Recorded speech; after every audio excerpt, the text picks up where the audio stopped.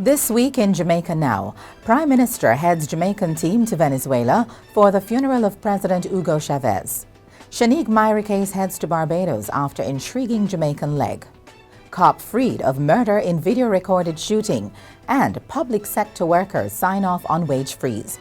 The details after the break. It's a brand new program with a brand new feel.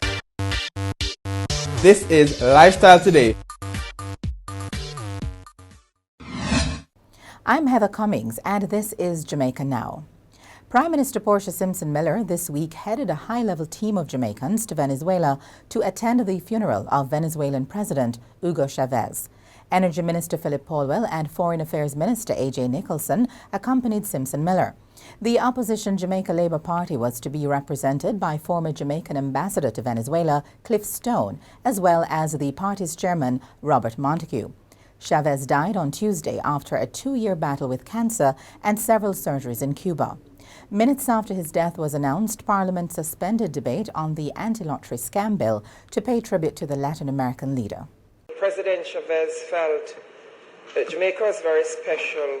Jamaica, I'm sure, will remember that we were able to benefit from the Petrocaribe as a result of the vision and foresight of President Chavez. I've had the opportunity to meet the man personally, and regardless of whatever is said about him when we have a chance to have that formal tribute in the House, we can say definitively here and now that he was a good man with a good heart, and he had a special place in his heart for Jamaica.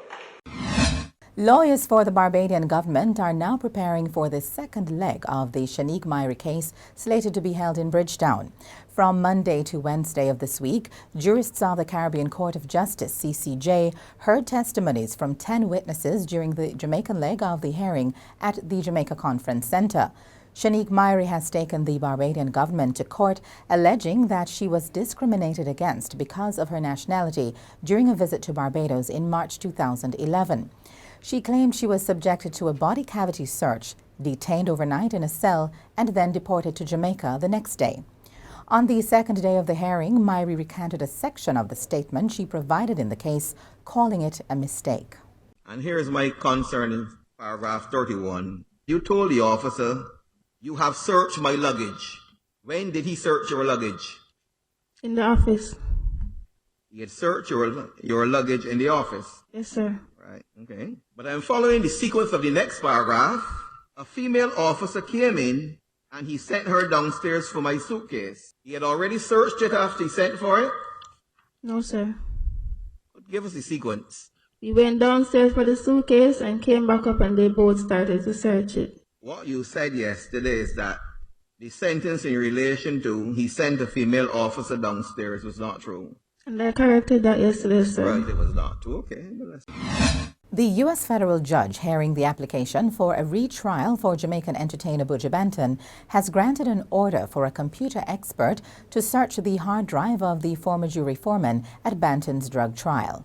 Terry Wright has been accused of conducting improper research during the 2011 trial. The defense is contending that her action was a breach of court rules, and on that basis, Banton should be granted a retrial. Back home, Sergeant Lloyd Kelly, the St. Anne policeman charged in relation to the 2010 video-recorded shooting of a St. Anne man, has been freed of murder. Kelly was freed on Thursday after Justice Marvin MacDonald Bishop upheld a no-case submission by his attorneys. In addressing the jury, MacDonald Bishop said the Crown failed to make out a case that Kelly murdered Ian Chensing Lloyd. The judge pointed out that the maker of the video recording was not called as a witness, that a medical report was not tendered in evidence, and the doctor who carried out the post-mortem could not be located.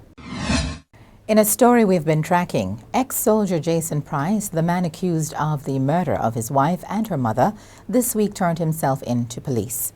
The mother-in-law, Maxine Ferron, died on the spot on February 24, but her daughter was hospitalized with serious injuries. She, however, succumbed on Saturday, the same day Price surrendered to the police. And that's it for this edition of Jamaica Now, your weekly review of the big news stories. Please continue to share your thoughts with us. Online feedback at gleanerjm.com. Tune in to Power 106 FM for regular updates. Follow us on Twitter at Jamaica Gleaner and on Facebook at Gleaner Jamaica. I'm Heather Cummings, inviting you to join us again for another edition of Jamaica Now. And as we go, we bring you the memories of Hugo Chavez.